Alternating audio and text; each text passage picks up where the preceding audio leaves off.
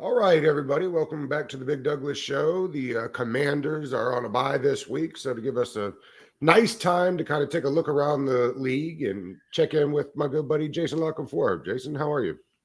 I'm doing well, buddy. Hope you are doing the same. Pretty good, all things considered, seeing how we're in the midst of the winter season. Yes, sir. Um, Jason, I ask these random Twitter questions sometimes. This week it was, did you have a nickname growing up? Oh, geez, yeah, a lot. Um, J Bird. Um, there were definitely more. Not never like J Lassie or no J Lassie a little bit. The JLC. No one. I don't think anyone had called me that until like that was more like an adult thing. Gotcha. I don't know where that started, but that wasn't really one. J Law. There's many, but the JLC thing was not a recent thing. More Um, recent. I mean, I we already know that you're on 105.7 from 2 to 6. I did not realize that you had started writing again. I saw an article that you had on the Post. Did I miss that? Have you been doing that a while again now, or is that something new? Yeah, well, now that I'm no longer writing for CBSSports.com, I'm writing twice a week for the Washington Post. So I'm doing like insider notes and analysis pieces twice a week for the Post in season, and then we'll do some more stuff around the draft. When things pick up. I don't have that totally nailed down yet. Like we haven't talked the parameters, but my guess is I'll be writing a couple times a month, probably through April, on draft related things, what I'm hearing, buzz on players, potential mock drafts, which position groups there'll be a run on where, all that kind of stuff. So yeah, it's been a lot of fun. I love to write. There's still so many awesome people at the Post who were there when I was there a long time ago. So it's worked out really, really well. Dan Steinberg is my editor, which is like awesome and hilarious at the same time. But it's great, man. He's awesome. Matt Veet is great. So yeah, I'm happy to be a little part of the section again. I'm sure you saw this morning. I know you're a huge O's fan. The Yanks re-signed Aaron Yeah. Judge. Did you see he made an extra $146 million by not signing the contract opening day? Well, I mean, look, he gambled on himself, and there's no way. I mean, I don't know that anyone could have asked for a season close to what he produced, let alone what he actually did. So I was really hoping, like the Arson Judge thing was huge. I wish it would have been true. Arson Judge headed to the Giants. I really want him in the Right. Bay Area badly because I think it would have been a massive loss for the Yankees. I think back them in a number. There was nobody else out there who was going to fill that void. So unfortunately, we're stuck with him for another decade. If either the Ravens or the O's could win a championship immediately, which one you putting it on? Uh, like who do I like realistically think is closer to winning a championship? Nah, I guess that was a roundabout way of asking which one is your favorite team. Do you Oh, prefer I one don't. over I mean, the other? baseball is more of a pure fandom experience for me, whereas football is still sort of a big part of like. Not Right, that right. baseball, we talk a lot of baseball on the radio, but I'm not writing about baseball. Like I'm not handicapping baseball games to the degree I'm handicapping football games. Um, so and I don't get to go, like I don't get to go to football games with my kids because I'm always working, whereas we go to a ton of baseball games. So that's not even close. And my kids, like my little one, kind of sort of like cares about the Ravens. Like he cares about them while the game's going on, and it's like front of mind. But then like he doesn't know who they're playing this week. You know what I mean? Like I Right. mean, Yeah. he won't know until he's down in the basement with me or whatever. If like during the hour I can watch Yeah. in real time. So no, whereas the O's is that's 24/7, 365. So that's no, that would the Orioles would Yeah. mean far and away for me. What did you think of the Final Four for college football? Did they get it right? I don't know. I mean, I just feel like the Big Ten is so overrated. You know what I mean? Like I feel like Lucy with the football and the okey doke. Like at least one of these teams is going to get absolutely exposed. But I also get it. Like the SEC is not what it normally is. So yeah, I'm not fired up about it one way or the other. I'm just kind of interested to see how these Big Ten teams do now that they're outside of their own little bubble. What do you think that the league prefers one quarterback to the other by draft time, Stroud or Young?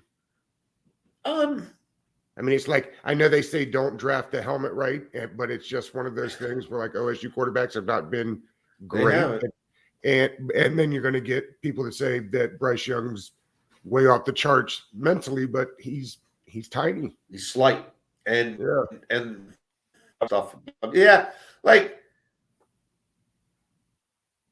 I haven't really dug down deep into like trying to separate those two. I just think the class as a whole, a lot of the bloom is off the rose, and this idea that they were going to go 1, 2, 3, or you know that this was going to be like we saw a couple years ago, and 5 are going to go in the first 15. I mean that may still happen, but if it does, it's probably going to look like the 5 who went in the first 15 a couple years ago, where Right. outside of Justin Fields, who are you really hanging your hat on?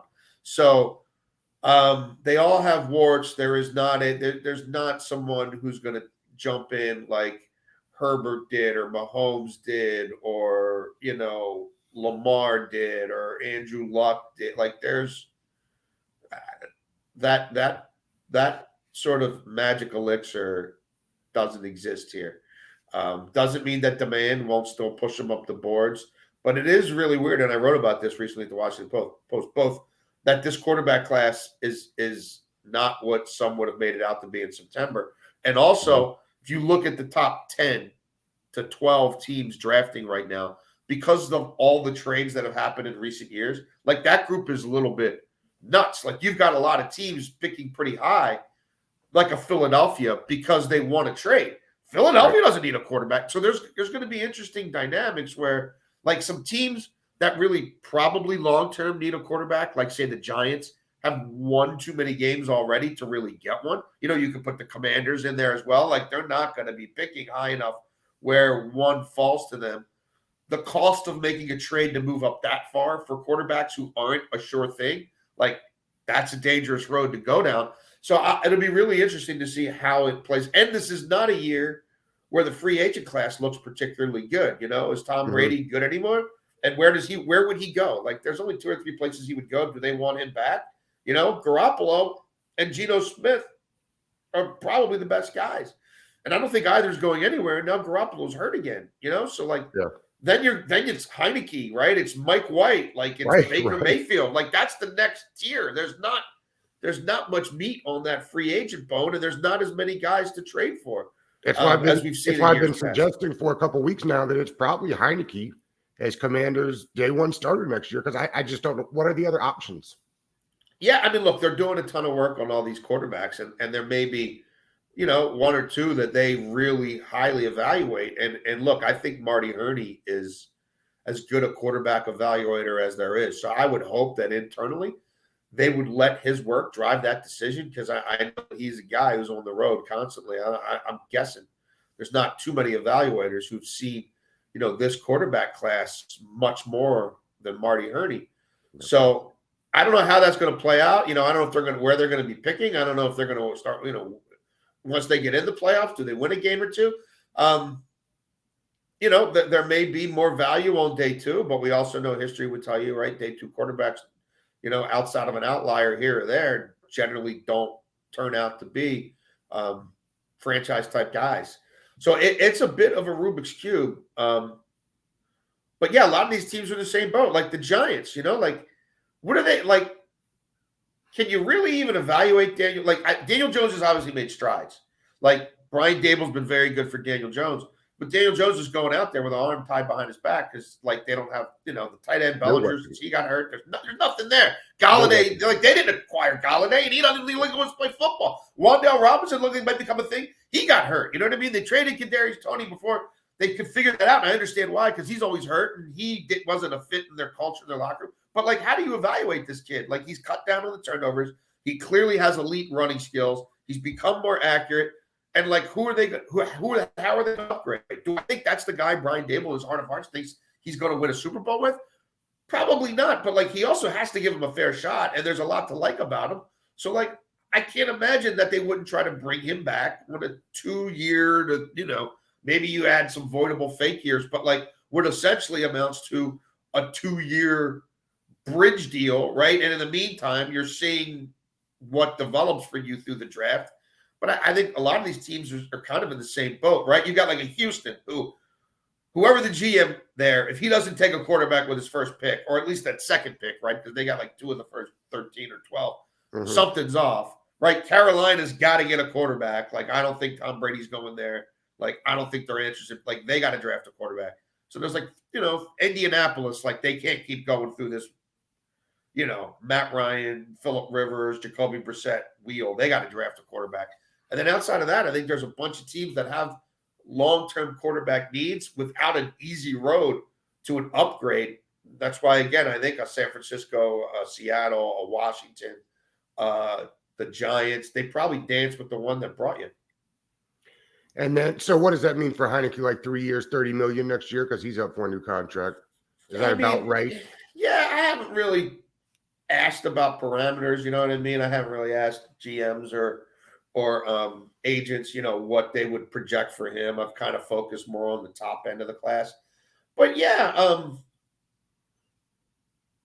I mean, he's probably worth between, I don't know, $10 to $15 million a year, and I would think that contract would have incentives.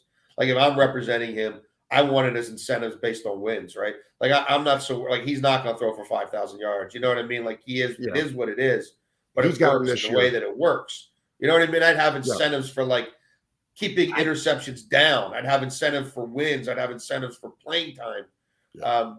There's certainly a deal to be done. What do you think the Daron Payne market looks like? This is also something I wrote about a little bit at the Washington Post early in the year. It's one thing to draft all those guys. It's another to keep them all together. I don't know how that's going to work, right? Like San Francisco did it and they built a monster, but then they're like, and this is now what, 4 or 5 years ago, we're not going to pay DeForest Buckner 20. We're not going to be able to do all this, right? Bosa and Buckner and Armstead. We can't keep them all. So you have to start making those decisions. And then obviously he was traded in Indianapolis. They thought Kinlaw would replace him. I mean, it hasn't quite happened, but it's still an elite defense. So, they don't have a whole lot of other mouths to feed. So, but there's also the ownership situation, So, like, I mean, what is the timing of this? And, you can't pay players a monopoly money. And if Dan Snyder doesn't want to give them a significant cash budget, he doesn't have to give them, So, there's a lot of variables there. And then, what do you see of Chase Young this year, right? And what does that look like? And what do they really know about those medicals? There's a lot that they would know that we're not privy to. So I think it's going to be an interesting little situation to resolve because I believe in what they're doing. You build your team from the inside out. But in this day and age, can you keep them all together? I don't know, but he would be absolutely a priority for me, obviously. Because it looks like it'd be at least around 2021, right? I mean, without a doubt. Easy. They gave John Allen 18 2 years ago. So I think it's well over 20 a year, and I mean, it's a good problem to have. And again, I would imagine keeping that unit together is priority number one. But like I don't know. Like I don't know how liquid Snyder is right now. I don't know how quickly something like that could go down. And I don't know that he's worried about necessarily the 2023 roster. I don't know. When do you think he's actually going to sell? And do you think it'll happen? I've been hearing it could be done by end of March, early April. I mean, I think it'd be really ambitious to think that happens before the league meeting in May in terms of formally having the new person completely vetted and going through all the processes they have to go through. Even if it's somebody who's already in the inner circle, like a Bezos, it's still that would be rapid. And it's also like you're dealing with a wild card here, like I when it comes time to actually do it, and make the transaction, does he get cold feet? Like, you know what I mean? Does he drag it out? Does he want the new guy to start with one hand tied behind his back so he drags it into next October's meeting? You know what I mean? And then you're in a situation like where the Broncos are right now. Like, I'm not saying that the Redskins or the Commanders next year, we're going to have a season like the Broncos, but like you can get yourself into some dicey situations as a new owner when you're inheriting a lot of things or a bunch of decisions were made right before you took over. So I can't crawl into his headspace. The value will be there. Like, he'll get his price. Like, I'm pretty confident of that. Will he ultimately just be able to take it without a fight, without having this become something that other owners have to vote on or whatever? What does that process look like? How streamlined is it? How fluid is it? How weird is it? I don't know. And if they keep winning, will he want to sell, right? Because they haven't won in a while. They're like a little bit of a streak. Now is when you think it'd finally be fun to own the team. But the thing is, ultimately, he's not getting a stadium. You know what I mean? And the value of that thing is going to be tied to a road to a stadium. They could go on a 10-game winning streak. Is Commanders Nation going to rally behind this guy? You know what I mean? Are politicians going to see him in a light? I mean, there's so much of this has nothing to do with football. Yep. So I don't know if that, you know what I mean, would stop the train. But again, he's not talking to that many people, and a lot of people he was talking to at various points in time didn't think he'd get to the point he ultimately got to, which was putting out that statement that at least left the door wide open to sell the whole thing and not just a piece. Are you surprised? Cousins went out there and got himself the fully guaranteed deal, and I kind of thought, they were going to use that as an opportunity to get it there. And he's still, to my knowledge, the only one that really got the here's the money, all of it. Are you surprised that we haven't seen more of that since his contract? Well, I mean, Deshaun Watson got it. That's the surprise. I mean, if you would have told me that like the next guy to get it is going to move the bar that much, and it's going to be a guy facing, whatever the number was at the time, 23 credible allegations of sexual impropriety, sexual assault, sexual misconduct. I would have said, and he would have fought his way to get out of Houston, and he would be the guy who'd get it. I wouldn't have guessed that. I would have said it's going to be, Lamar Jackson or Joe Burrow or Justin Herbert, and one of those guys probably will. I would say definitely will, because now that it's happened, the owners can try to pretend it didn't. And I know here in Baltimore, Steve Bisciotti, talked for the first time in 4 years to basically tell people, "Oh, I don't really believe that's how business is done in the NFL." Well, guess what, buddy? It happened. Right. It's your reality. But no, someone else will get it, because I don't think Watson's going to play particularly well. You know what I mean? And everybody knows the kind of human being he is. And so if he got it, somebody else who's actually an upstanding member of their community, you know what I mean, who is a face of the league the way we thought Deshaun Watson was a face of the league before this got out, it's inevitable. These agents now, like the competition between them, and this is what they recruit on, right? This is how they go get the best college kids, is because, well, I did this contract and I got that for this guy. Mm-hmm. And this is what we do. Like, there's no way that they're going to sleep at night saying David Molletta is the only guy, and again, Mike McCartney too. Obviously with the Cousins thing would happen first, but not to this degree. It wasn't $230 million fully guaranteed. Like these other guys, I think it'll be Burrow. I think it'll be Burrow. Like they have naming rights at that stadium now. Like Mike Brown gets it, and like you can't have Joe Burrow holding out for an entire offseason. You can't go franchise tag, BS with Joe Burrow. So it's going to It's going to be a thing. I firmly believe, as much as these owners can try to collude or pretend, or put a pillow over their head and say, well, that's just one place. It's eventually going to be 2 and 3 and 4. Well, let's use it as a segue to Lamar Jackson there in Baltimore. Have they blown this thing? I mean, is there any chance that they work something out? Is he getting frustrated? He doesn't He's seem definitely like a guy frustrated. frustrated, but Yeah, I mean, look, they've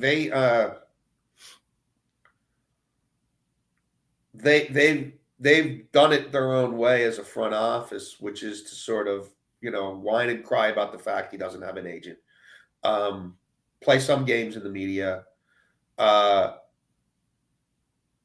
Again, the owner who's literally said nothing for years decides to pop out and basically say, I don't think this kid thinks he's worth my money, and I don't think he really deserves it till he wins a Super Bowl, so we'll probably franchise tag him next year. Like, come on, how could that possibly sit well with him? That's asinine. Like, that's juvenile, that's a juvenile level of dialogue from an owner, billionaire yeah. to a kid who hasn't made any money. Hey, son, here's how it works in the big leagues. Okay.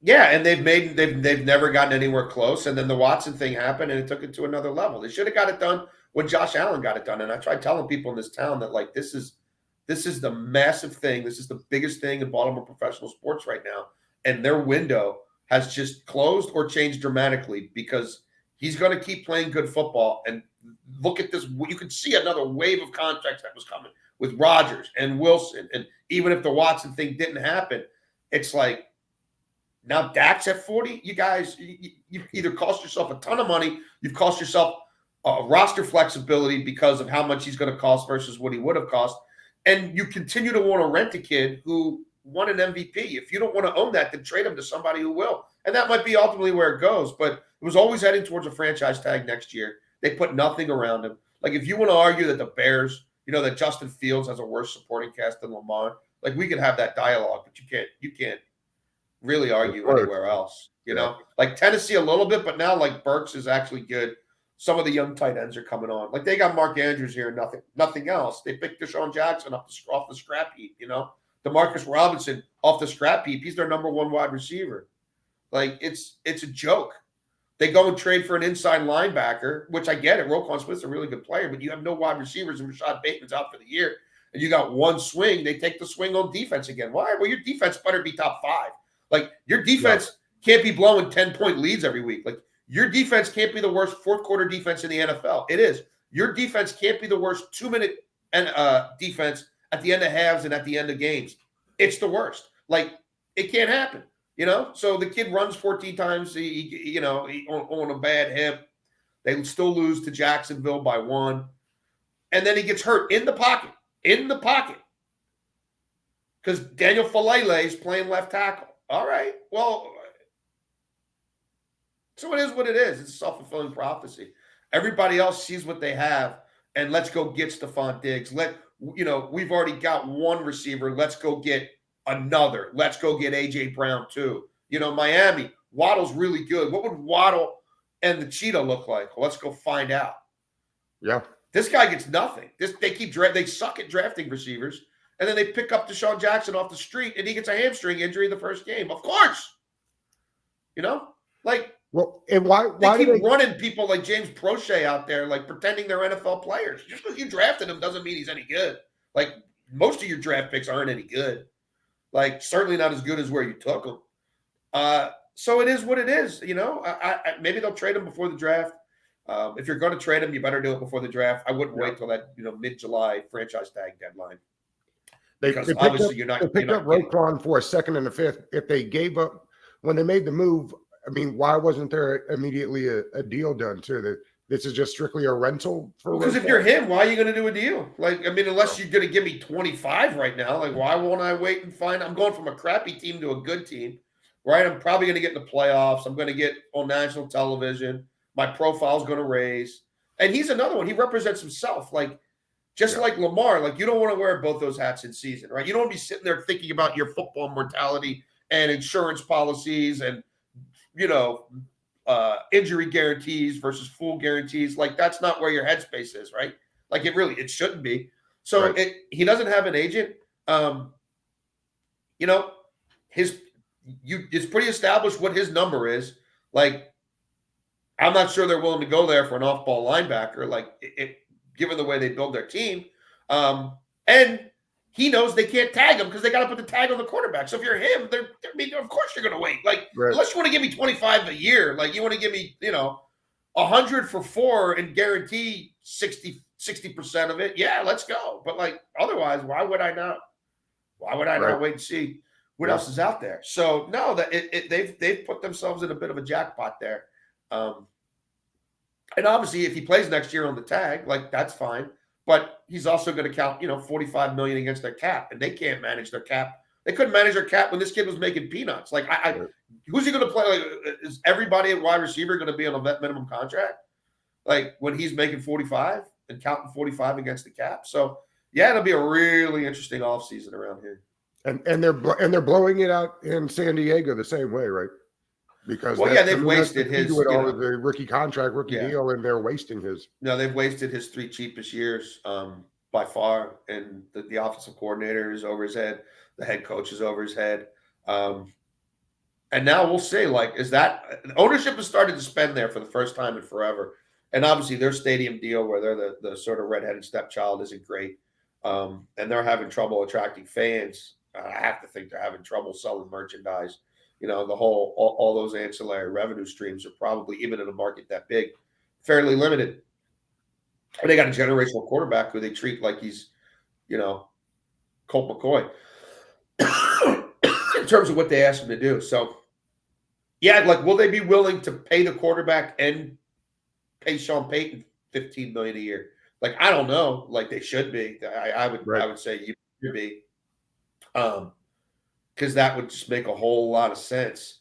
But yeah, they're a middling team. They hired a defensive head coach. The defense isn't any good. Like, I get it. Guys are hurt there all the time. Like, that sucks, but it's football. And yeah, they don't really, they're not good at a whole lot, and their downfield passing game isn't what it should be with a quarterback of that caliber. So I can't imagine ownership's really happy about it right now. And I do think changes will be made. But would they be willing to give Sean Payton the kind of money and control that he would want? That would be very much not their model. But it's probably time to change that model. Jason, let's wrap like this. What are the top 5 teams that you feel the most comfortable with come playoff time? Yeah, like, this isn't in particular order, but I would say out of the NFC, the Eagles and the Cowboys. In the AFC, I would say the Bengals, the Bills, and the Chiefs. That would probably be my top tier in the NFC. I would have clumped San Francisco in there a week ago, but obviously that's a massive situation there to go from Jimmy G to Brock Purdy. And in the AFC, I think I got to see more from, a Miami defense down the stretch. And even, can they get that offensive line healthy? Baltimore can't move the ball at all right now, and Lamar's going to miss at least a couple of weeks. So I can't put them up there. Tennessee, I think, is being exposed a little bit now. Weird timing for the GM, huh? That's quite bizarre. Yeah, quite bizarre. That whole division between the Frank Reich, the way that was hired, that was dealt with, and then Saturday was hired. And then this firing, like, it's just, there's always weird stuff going on in that division, I feel like. And you wrote, you think maybe the guy down in Jacksonville is going to be out sooner than later too, right? Yeah, I don't know that Trent Baalke stays there in the role that he's in. He has an ability to sort of play the game and maybe outlive his usefulness. So he might hang out there in some capacity, but I'm not sure that division of power is going to be the way it is right now between sort of coach and GM. I think there'll be a structural change there. And I also think, in that division, that Nick Caserio is on very thin ice in Houston. But I appreciate it. Always have a good time. My pleasure. Come on. Yeah. What's next for the Post? You got anything coming out?